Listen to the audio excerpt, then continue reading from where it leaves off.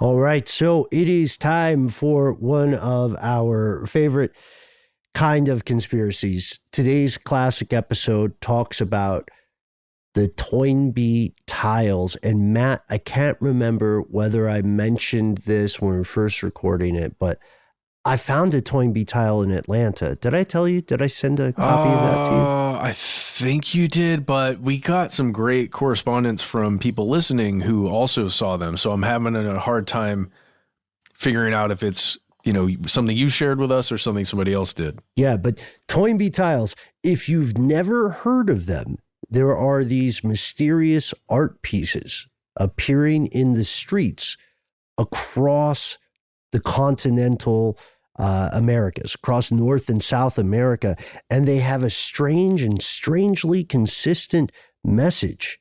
To this day, no one knows who is creating these and why. It really is a great idea for like a viral art piece. If you weren't really worried about monetizing your art, just come up with a single motif, a single idea, and just put it everywhere and make it weird, right? It can't just be regular old words or symbol. It needs to be like this thing. It needs to make you go, what? We can't wait to hear your thoughts, folks. Here we go. From UFOs to psychic powers and government conspiracies, history is riddled with unexplained events. You can turn back now or learn the stuff they don't want you to know.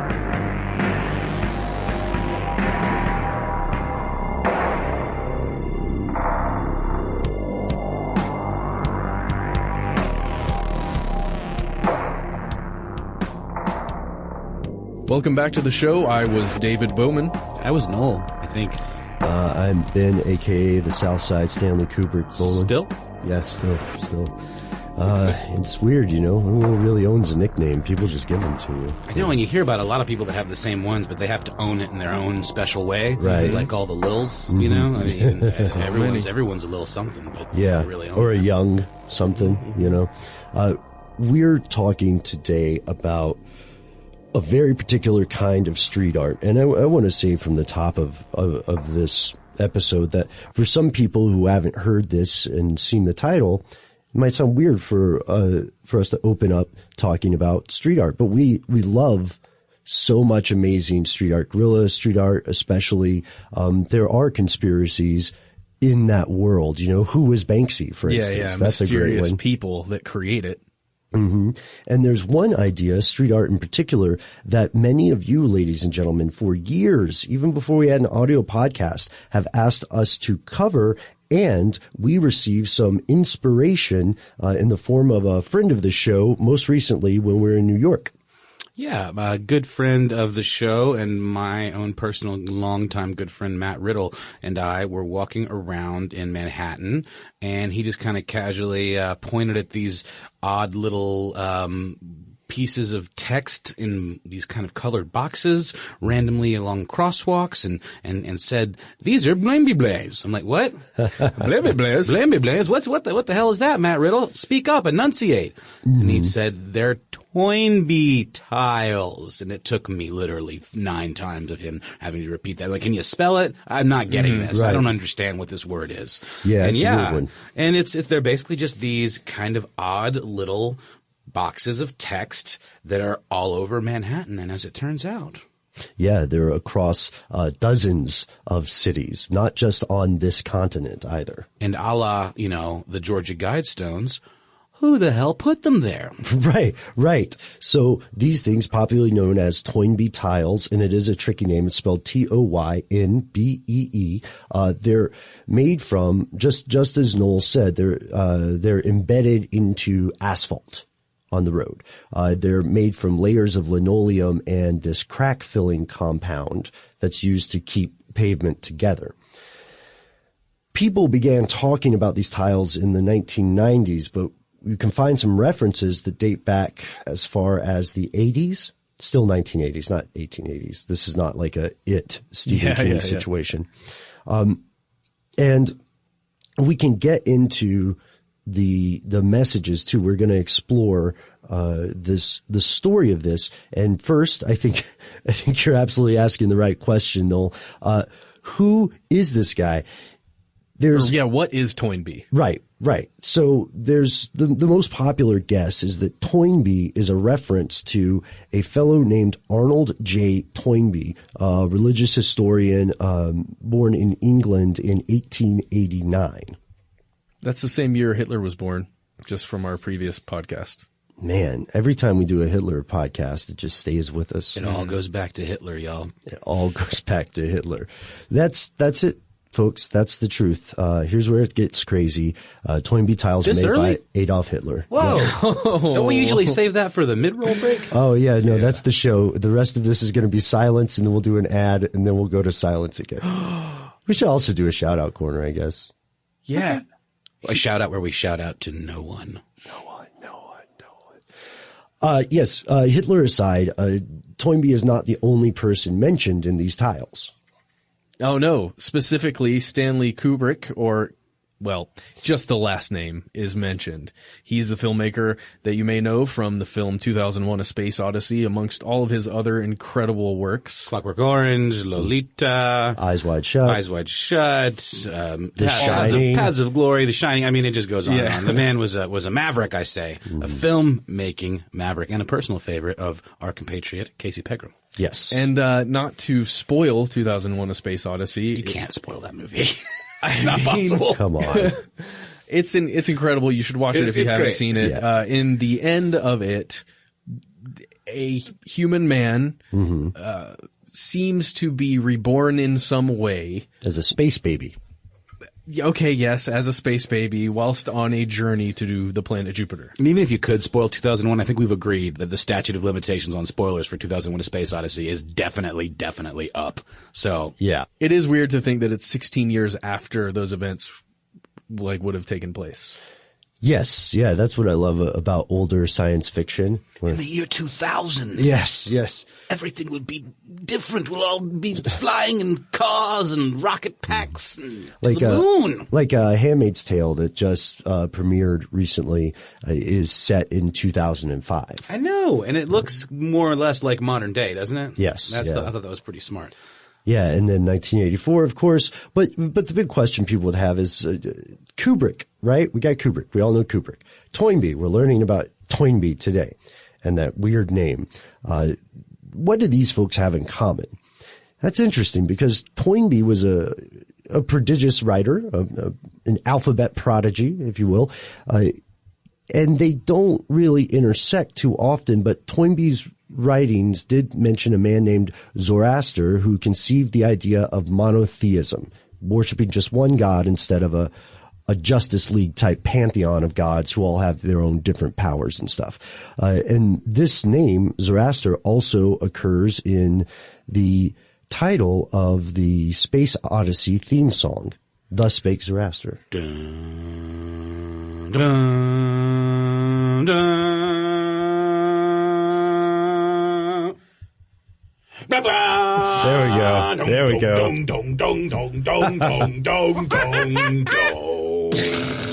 That's the part where the monkey hits the thing That with was the bone. great, you guys. That was great. Yeah, and that's it. That's perfect. And Thus Spake Zoroaster, to get in front of anybody who's about to write an angry Nietzschean email, does come from All comes back to Hitler.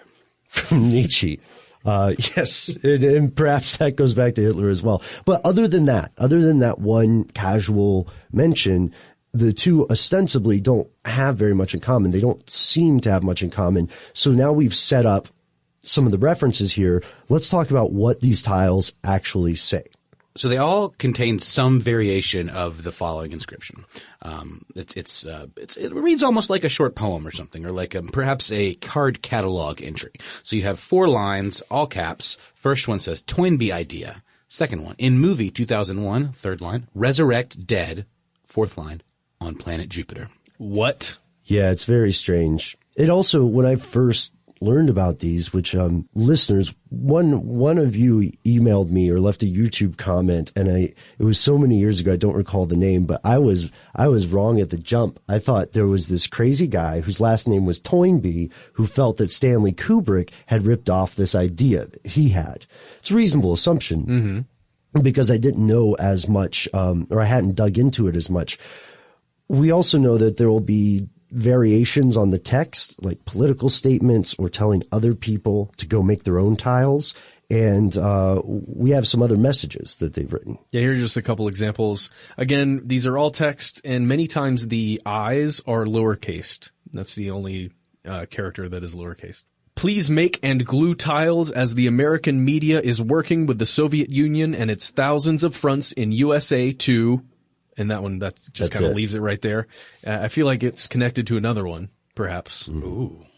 All right. Under FOIA, NBC journalist funneled FBI information on me to Soviet.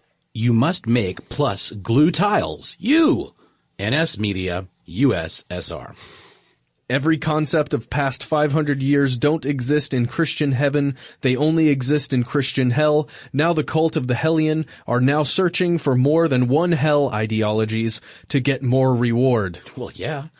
And if this idea survives after all, make those these are definitely connected, make those Hellions pay for what they've done. I'm begging you, thank you, and goodbye. Also, some shorter ones. Murder every journalist, I beg you, and... I'm only one man, and when I caught a fatal disease, they gloated over its death. Okay.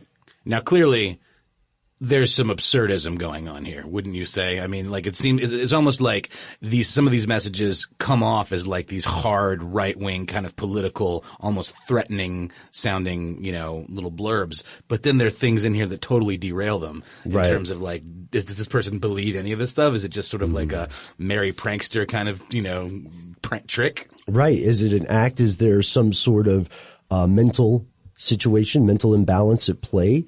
That's very possible. And they're also asking for other people to make tiles. So there's no way to confirm that they're all done by the same person. It's tough. That's a very important point. They also have footnotes. If you check out the messages, or if you happen to see these, and we'll talk about the cities where you can find these, you might see the larger one with the, resurrect the dead, 2001, Jupiter, all that stuff. You might see a smaller tile piece under it that has those footnotes. That's where that murder every journalist thing came in. And then occasionally diatribes condemning the media, the mafia, or Jewish people. Yep. Hitler. We're back there already. But there's a tile. Some of these tiles have their own names, right? Some of these names, or any name that you're going to see, has been ascribed by people who've researched these or, documented them.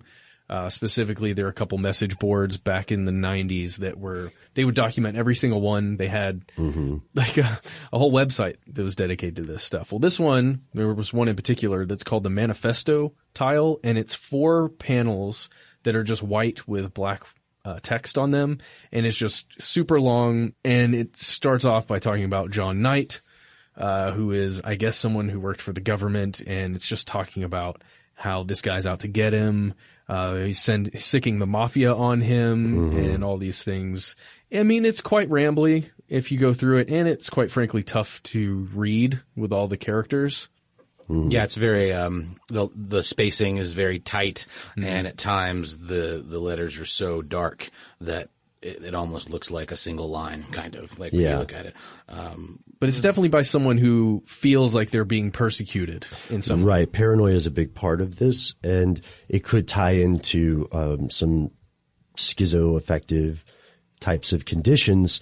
But again, without knowing the person for sure, we're just sort of speculating. Not even sort of. We're absolutely speculating. But where can you find these? So, Noel, for instance, you went and actually saw some in real life. Yeah. We saw. The thing was, we were walking around Midtown Manhattan and happened upon the first one, and then saw another one later. And I thought maybe we had backtracked and it was the same one, but it definitely wasn't the same one. We had gone a different way. And they're pretty randomly scattered all across New York.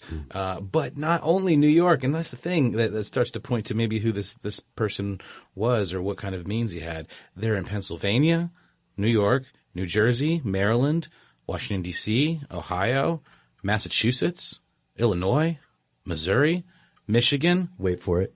Brazil, Argentina, Chile, and more. And if you want to see a complete list of where most of them are found, go over to archive.org, hop on that Wayback Machine, and go to Toynbee.net.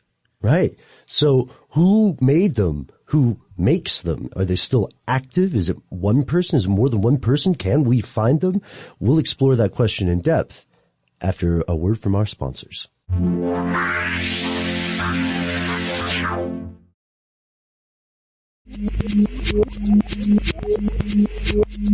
Here's where it gets crazy.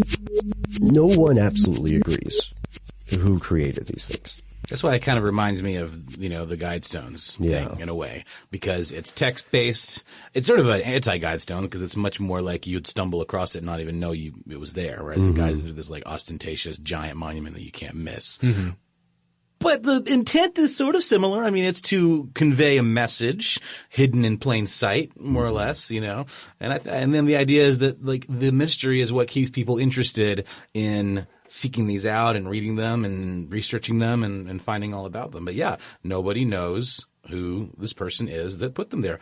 Maybe it's a cadre. Cadre. Yeah, that's the other thing. It could be because when you look at them, there's this consistency in the way they look. And like I said, with the lowercase i's that you'll find across almost all of them. Yeah. That makes you think it's, either the same press that's being used to make these or the same person's hand that's doing it. Maybe they have a style guide. I mean, that's true. Yeah. Hey, possibly. Toynbee style guide. We should start writing all of our work stuff in Toynbee style. Missives, yes. Our missives and memos, and correspondences. The multiple locations indicate, and this is something we alluded to earlier, indicate someone who, if it's a single person, has both the means and the time to travel. Because traveling to that many places to do that very specific thing is a tall order financially and in terms of hours spent. Yeah, and then to buy all the materials as well that you'd need to create those things. And you'd have to have a place that's secluded enough to create them in secret, I'm assuming. Right. So already we have some pros and cons, for lack of a better dichotomy. We have an argument for it being one person because of the consistency, but we also have an argument for it being multiple people because the tiles at times literally invite other people to make tiles. However, we do know people have made some pretty solid guesses as to the identity of the tiler.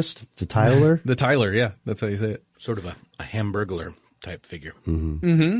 So there's this documentary that you may have seen. It was on Netflix for a time. I cannot confirm on my current machine whether it is still there, as Netflix changes out their material all the time. So it's called Resurrect Dead: The Mystery of the Toynbee Tiles. It was created in 2011 and directed by John Foy. It features 3 investigators who've been looking into these tiles since the 90s. One gentleman in particular named Justin, who is, for the lack of a better word, obsessed a bit with the Toynbee idea. Mm-hmm. And then Steve and Colin are his buds and coworkers.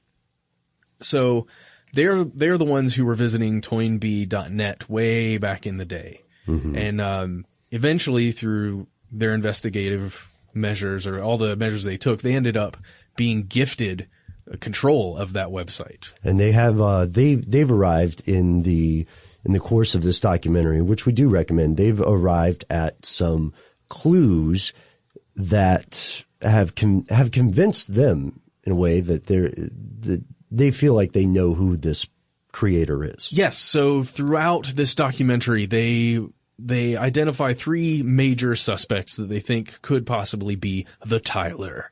The first one is a gentleman named Severino Verna. It's not his full name. We'll get into that later. And he's known as the Birdman. That's so cool. Talk about a nickname. Why is he called the Birdman? Well, he sometimes will take care of injured birds, and apparently that's one of the main things that he does.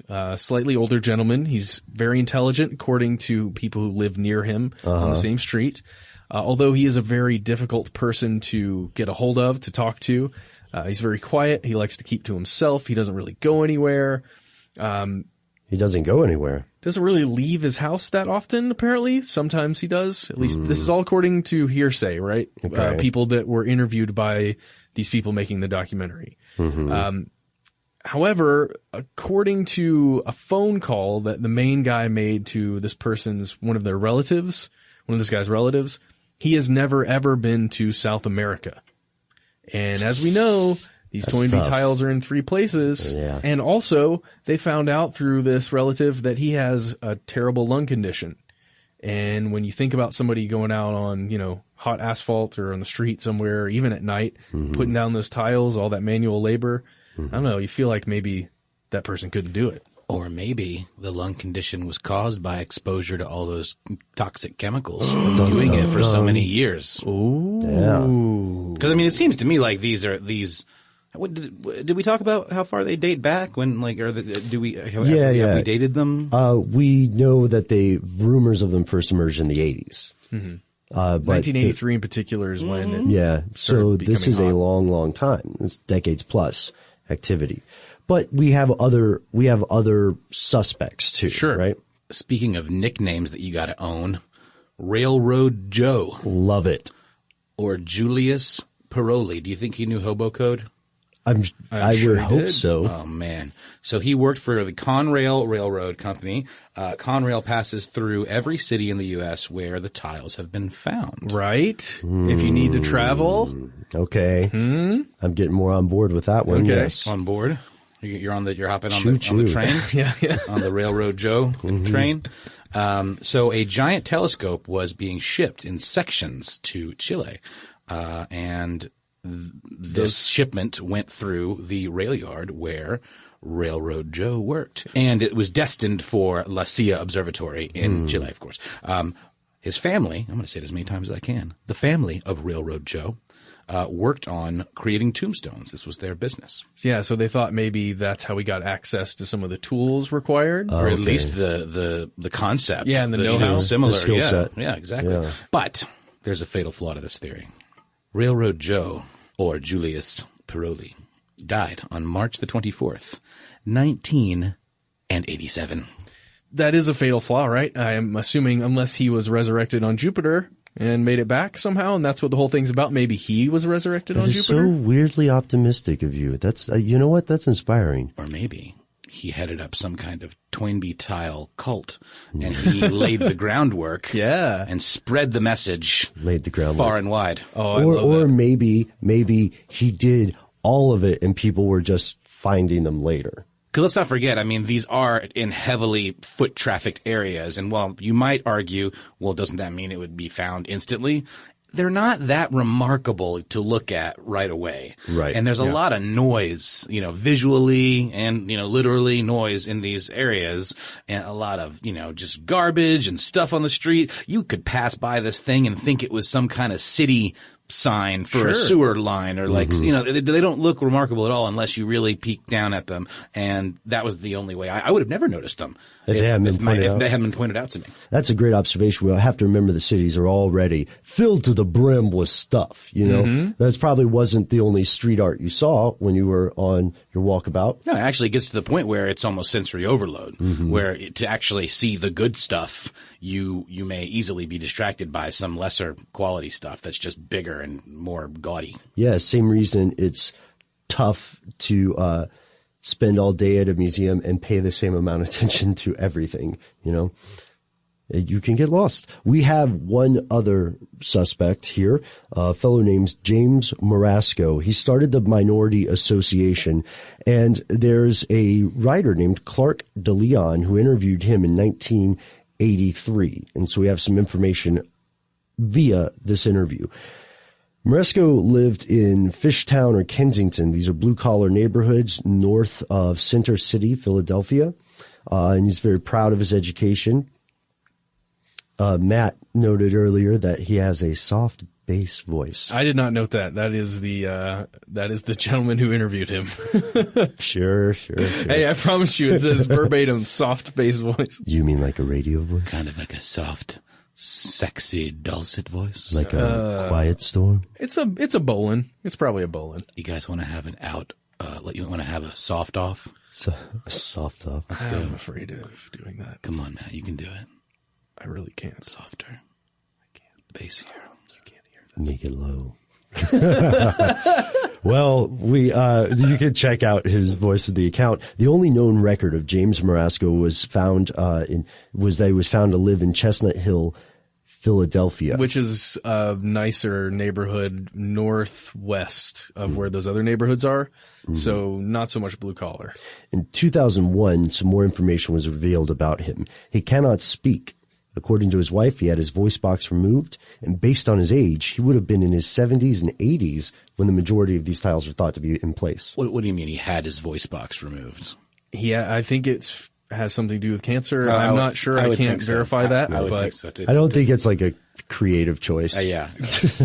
Yeah, I highly doubt it. It's a big world. So we have these three people, each of whom have some arguments for and then some very powerful arguments against. Yes, and just for some context, let's go to that interview that we're talking about with James Marasco, because it is a little important. And we'll just read this pretty quickly. This is what they covered in the documentary from this. Are you going to do a bass voice? No, because it's a different guy. This is Clark DeLeon's voice. Okay. Call me skeptical, but I had a hard time buying James Marasco's concept that the planet Jupiter would be colonized by bringing all the people on Earth who had ever died back to life. Sorry about that. Marasco says he's a social worker in Philly, and he came across this idea while reading a book by historian Arnold Toynbee, whose theory on bringing dead molecules back to life was depicted in the movie 2001: A Space Odyssey.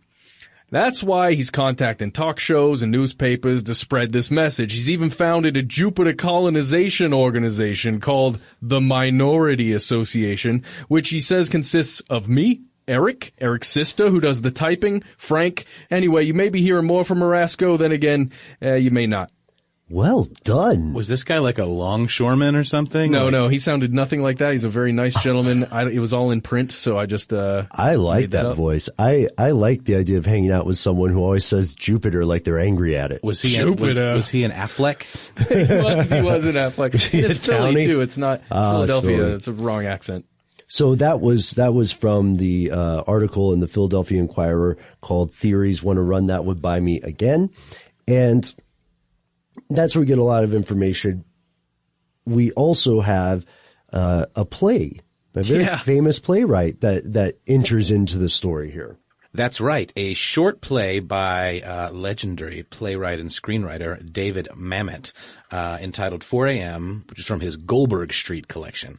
It's a one-act play about a radio host and an odd caller who wants to discuss his plan to resurrect the dead on Jupiter. Sounds familiar. And it mentions Arnold Toynbee, 2001: A Space Odyssey, and the resurrection of, quote, dead molecules on Jupiter. Jupiter. There's also, this is a tantalizing breadcrumb here. There's also a Toynbee tile in Santiago, Chile, that includes an address for a house in South Philadelphia. Oh. Can we read the address on air? Are you guys cool with that? I don't know. I was hesitant to include it. The documentary chose to not put it in there. Okay, well, you can find it online if you wish. And, that's a good point, Matt. Somebody probably lives there and they're, trying to live their life without inquiries into the Toynbee adventure. They did say it's on 7th Street somewhere. And they did say that there were also what they call proto-tiles found embedded in the pavement around this address. These appeared to be tests of the tile materials. Some tiles were random letters, others were in Spanish. Right. So it seems like there's something associated, this is somehow associated with Philly. Okay, so we kind of set the stage here for information that this team has been gathering, and again, they're gathering the best known information about the Toynbee tiles, at least that you can find online, which is pretty cool to follow these guys doing that. Well, in early 2006, the guy Bill O'Neill, who was running Toynbee.net, remember we said that these guys took it over? Yeah. Well, it's because he gave it to them. and they got access to hundreds of email messages that had come through. And this is spanning from 1999 to 2006. Mm-hmm. And so that's just one big thing. So now they have all the information that you can have about the Toynbee Tiles. They have a cache, right? Yeah. They're building this enormous database.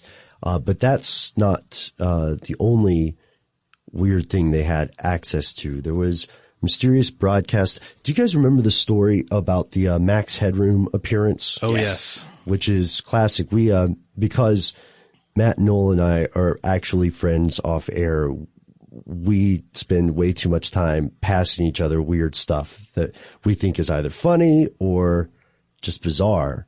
And this is one, could you describe it? I think you guys might do it better. Well, I will start off by saying that, Chuck from Stuff You Should Know did an episode with our frenemy Jonathan Strickland on his podcast Tech Stuff, where they go deep into it. Basically, it was a signal intrusion into a broadcast facility in, I can't remember what city, Chicago, where it interrupted regular broadcast day with this odd-looking dude in kind of like a plasticky face mask thing, kind of glitch video, very much associated now, the look of it, with like vaporwave community and like the kind of like, weird, like kitschy 80s kind of like neo-futuristic kind of vibe. Almost plasticky. Yeah, very strange, very, very plasticky and fake looking. And what did he, do you remember what he said?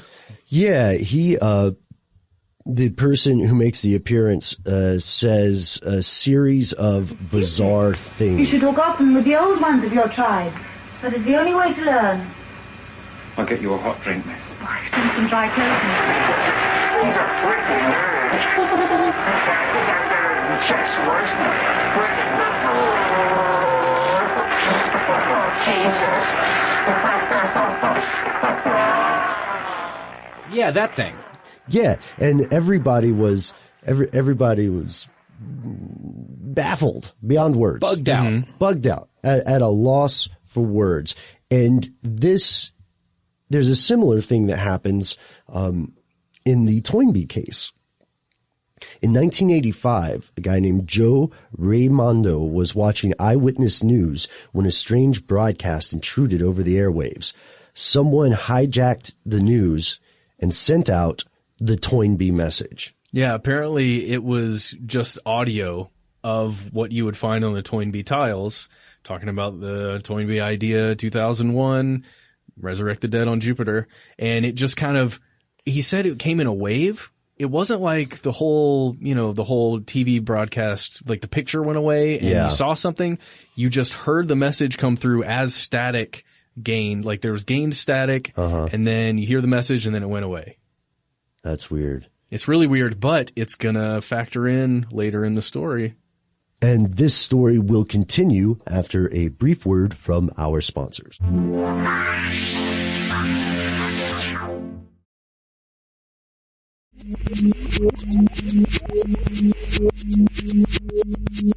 And we're back with no delay, as Matt would say. Yes, we're back. Zero delays. So let's jump right into it.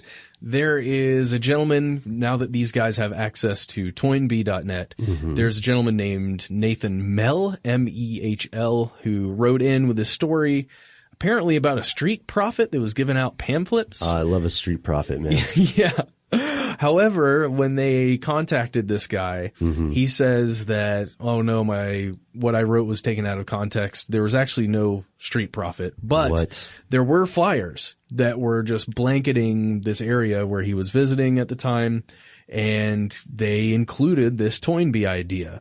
There's this whole thing about public notice, and then it says all this stuff, and at the very bottom, it says tune 6.25 megacycles shortwave, which means the people who are putting out this idea have a shortwave radio show of some sort, or at least a place where they regularly give out signals. Which is interesting then, because that builds a case that they might have knowledge related to radio broadcasting or transmissions. And in the course of Resurrect the Dead, another thing that happens in the documentary, which again is probably the best source for any information about the Toynbee Tiles.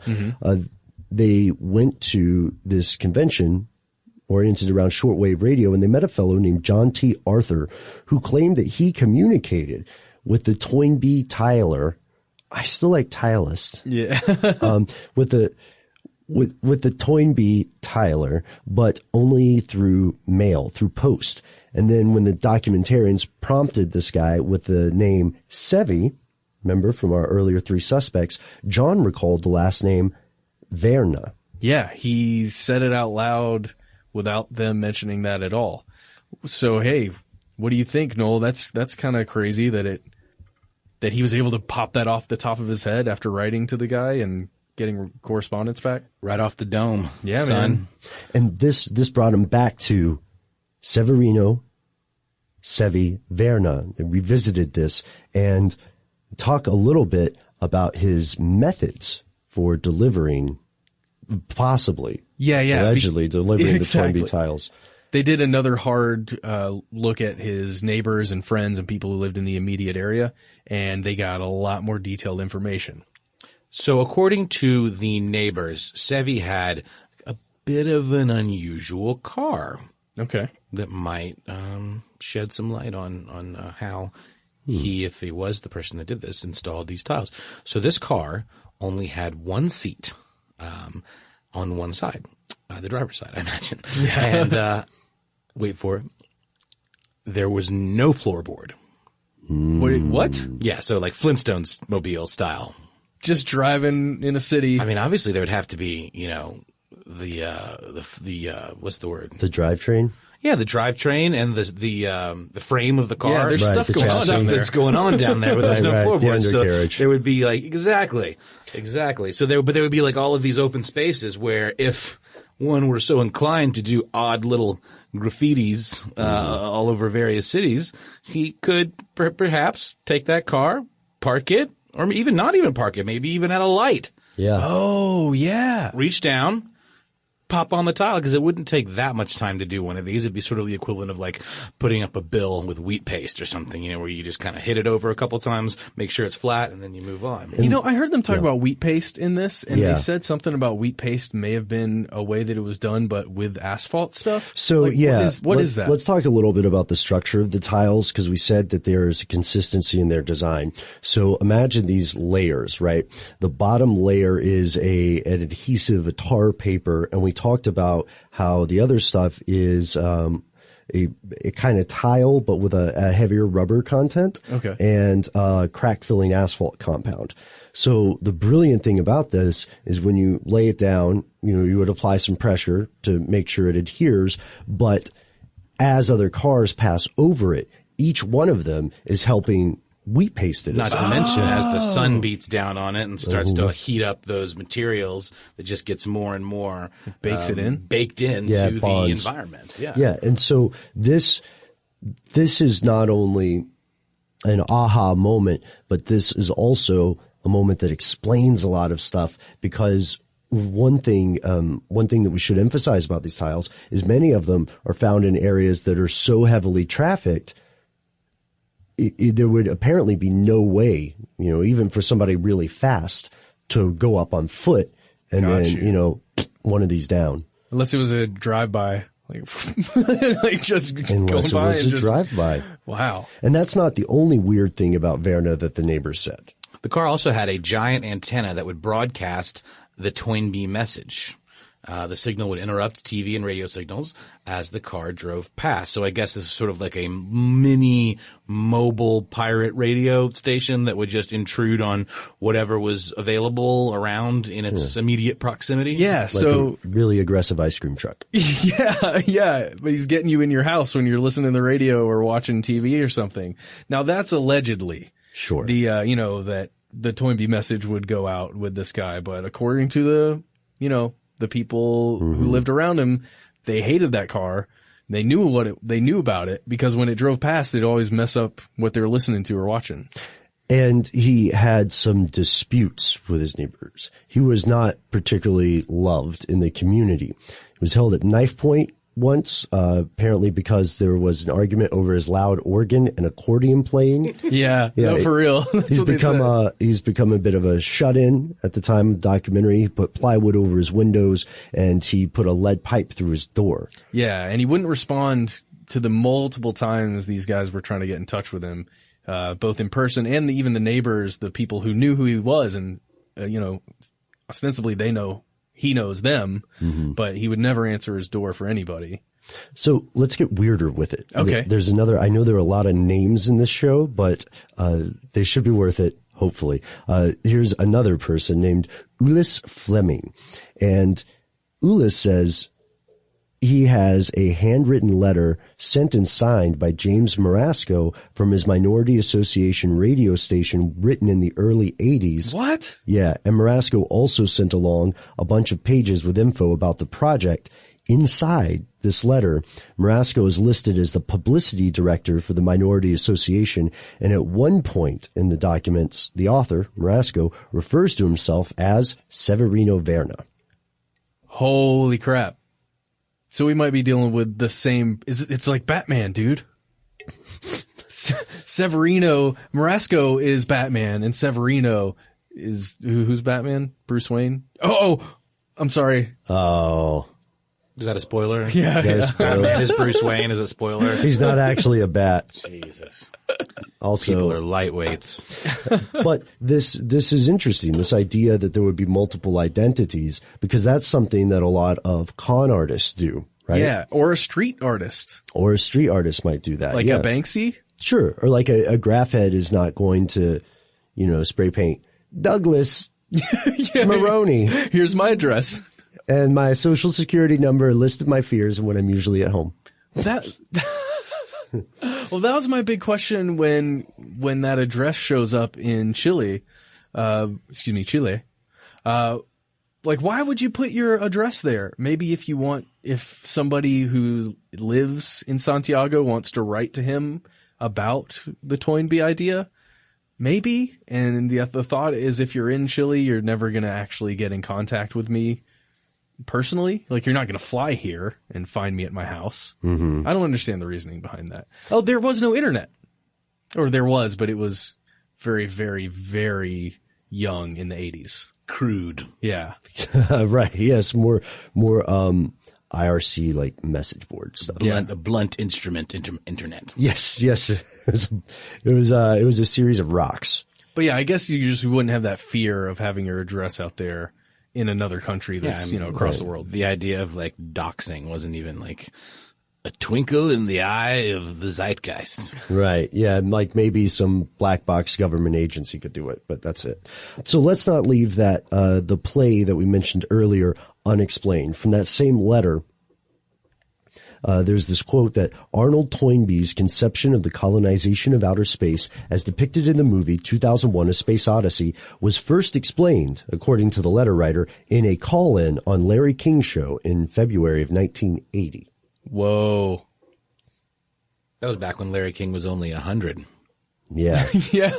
Have you ever, no, I don't mean this in a disrespectful way. I don't want to body shame anyone or whatever the correct term is, but he has a very large head.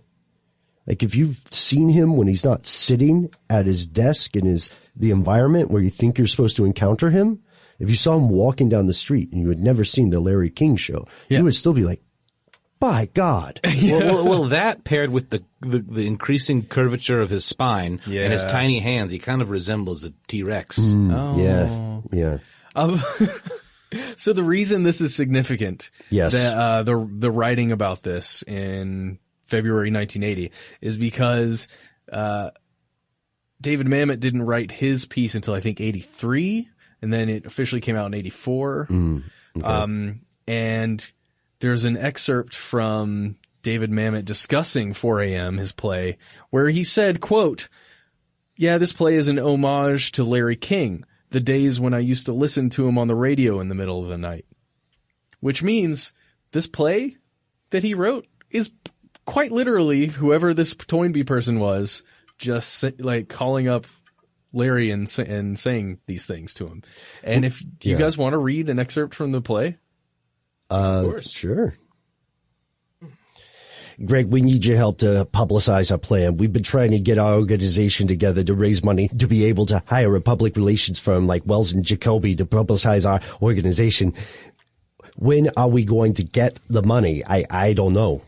To publicize. Yeah, in the movie 2001, based on the writings of Arnold Toynbee, they speak of the plan. Excuse me, but the movie 2001 was based on the writings. And all human life is made of molecules.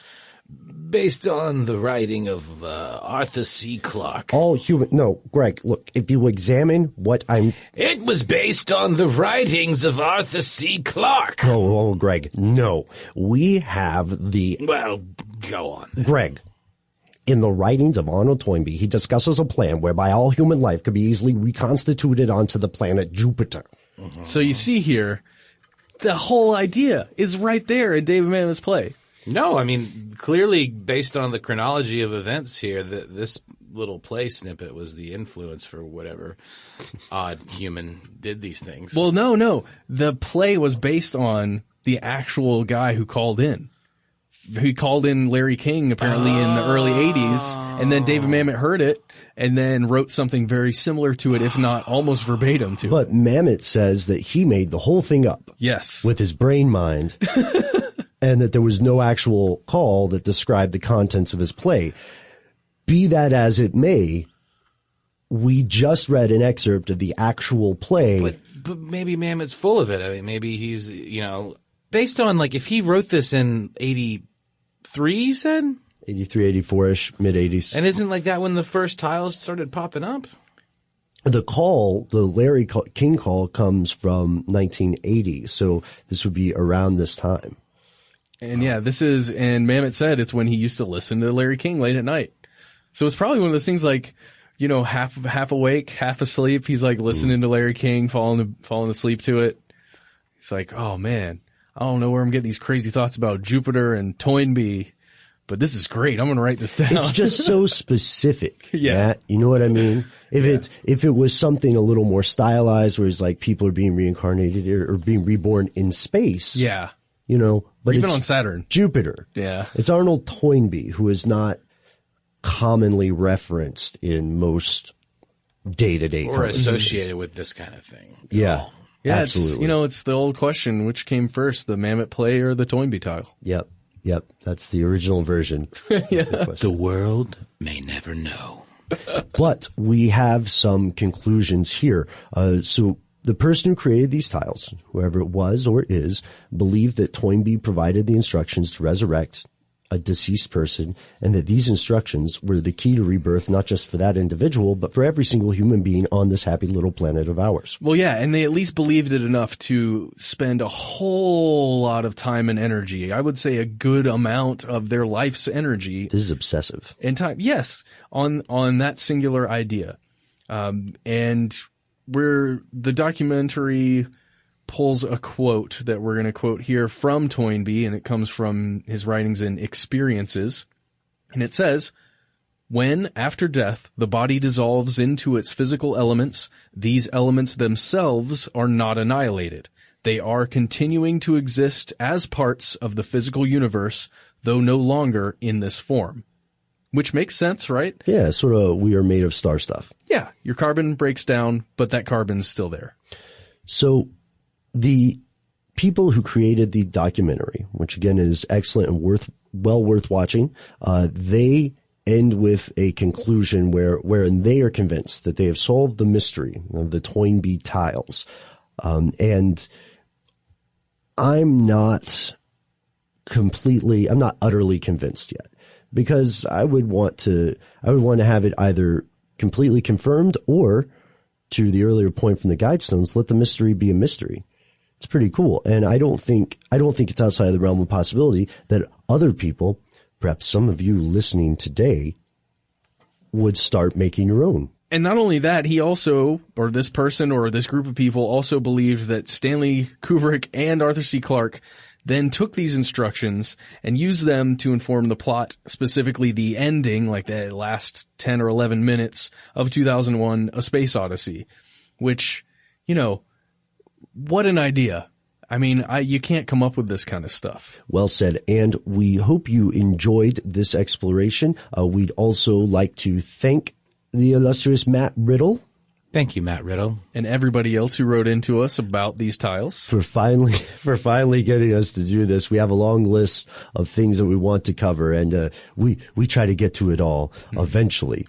And speaking of listeners, just like you, it sounds like it's time for Shout Out Corner. Yes, Shout Out Corner. And our first shout out of the day goes to Ryan Penn and Josh Brumbaugh, who visited the office yesterday from Maryland. Ryan made us sign his shirt. That's true. I can attest to that. And he took a selfie with Scully, and Josh was also cool. He was super cool. Cool fellows. Yeah, super cool. Thanks for dropping by, guys. And we did check in advance before they left to make sure we could use their last names on the air. Because ordinarily, we're not going to compromise somebody that way unless you're cool with it. Our second shout out comes from Christopher W., who says, "Good afternoon, gentlemen. Just a quick note regarding why Stalin had such a huge badger in his bag." How did that become a catchphrase? About Hitler and wanting him alive. Shortly after consolidating his power, Hitler approached Stalin with a non-aggression pact and a plan to divide Eastern Europe up between them once Germany conquered Europe, as long as Stalin didn't interfere. Stalin, for some reason, trusted Hitler, signed the pact, and assumed he could sit back and watch the capitalist world burn. But when Hitler launched Operation Barbarossa, Stalin was infuriated. Not only had Hitler lied to him, but he had believed him. That's why U.S. British forces were ordered to stay back and allow the Soviets to take Berlin. Stalin insisted upon his retribution. He wanted Hitler captured alive and have him brought to the USSR to face Stalin's wrath personally. And there's a conspiracy theory that holds this actually happened, and Stalin kept Hitler alive for years, torturing him. A very well-researched, yet sadly out-of-print novel called The Berkut explores the theory quite well, even though it goes down a little off the rails at some points. And I think that's a great recommendation. Christopher also asked, what's the deal with Plum Island off the tip of Long Island? There's definitely stuff there they don't want us to know. Thanks so much for writing, Chris. I'm going to look into finding a copy of that book because it sounds pretty interesting. And honestly, Stalin sounds like the type of dude who would be into that. Wasn't that the island that Hannibal Lecter wanted to live on in Silence of the Lambs? Is it Plum Island? I think so. I don't know that. That's interesting. I know it's been featured on several popular conspiracy shows. Yeah. He goes, Plum Island. That's all he says. That's the whole thing. Plum Island. No, yeah, it's where, as a term of his helping the FBI in their investigation, he gets them to agree to relocate him to Plum Island, where he will be able to have a window where he can see a tree. Oh, I remember that.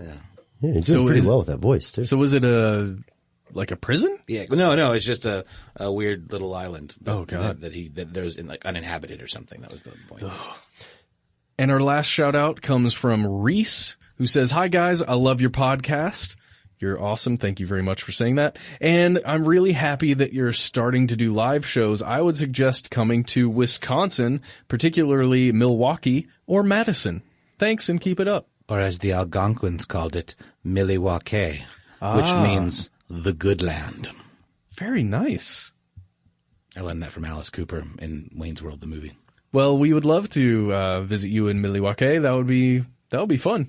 Yeah, and we want to thank everybody who's been sending in suggestions of places to go. We've got our eyes on it, so keep letting us know where you would like to have us visit next. This concludes our...